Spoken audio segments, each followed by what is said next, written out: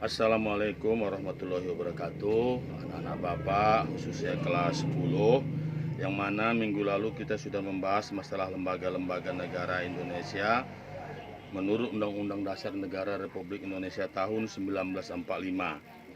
Di sini Bapak ulangi kembali karena lembaga negara RI itu ada 8 yang sudah Bapak terangkan, yaitu MPR, DPR, dan DPD. Jadi untuk melanjutkannya kembali, di sini akan Bapak berikan pelajaran tentang lembaga yang 5 lagi, ya nak ya.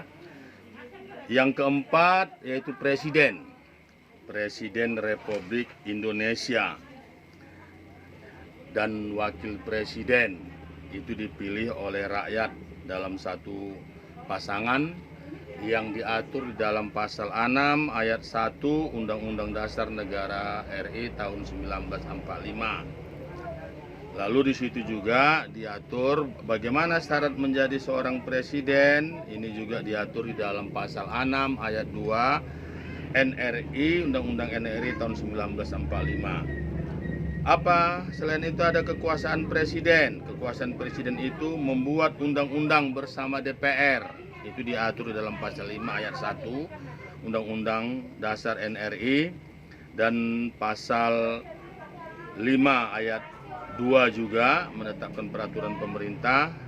Dan selanjutnya nanti anak Bapak lihat di buku anak Bapak yang sudah dibagikan. Lalu yang kelima BPK, Badan Pemeriksa Keuangan. Ini merupakan lembaga yang bebas dan mandiri dengan tugas khusus untuk memeriksa atau pengelolaan dan tanggung jawab keuangan negara. Ini diatur dalam pasal 23E ayat 1 Undang-Undang Dasar NRI tahun 1945. Lalu yang kelima yaitu Mahkamah Agung atau MA. Ini merupakan lembaga negara memegang kekuasaan kehakiman di samping sebuah mahkamah konstitusi di Indonesia. Ini diatur dalam pasal 24 ayat 2 UUD NRI tahun 1945. Lalu di situ juga dikatakan bahwasanya MA membawahi peradilan di Indonesia. Ini diatur dalam pasal 24 ayat 2 UUD NRI tahun 1945. Lalu yang keenam yaitu Mahkamah Konstitusi. Apa Mahkamah Konstitusi itu? Mahkamah Konstitusi itu adalah merupakan yang mengadili pada tingkat pertama dan terakhir undang-undang terhadap Undang-Undang Dasar NRI tahun 1945.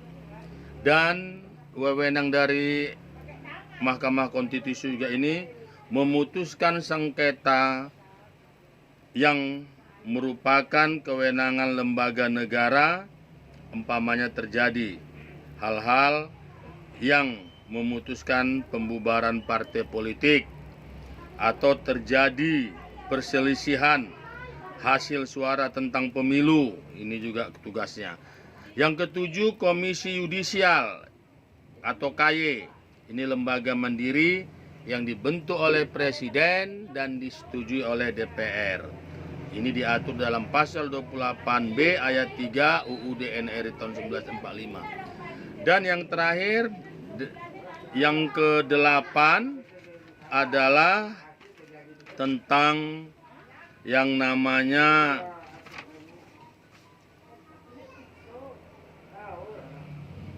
Dewan Perwakilan Daerah. Ini juga sudah saya bahas minggu lalu ya nak ya. Jadi nggak perlu lagi Bapak tambahkan lagi. Sudah tahu bagaimana yang dikatakan dengan Dewan Pimpinan Dewan Perwakilan Daerah. Jadi saya rasa cuman itu dulu nak pelajaran kita minggu ini. Dan boleh dibaca bukunya ya nak ya. Saya kiranya demikian. Wabillahi taufiq hidayah. Assalamualaikum warahmatullahi wabarakatuh.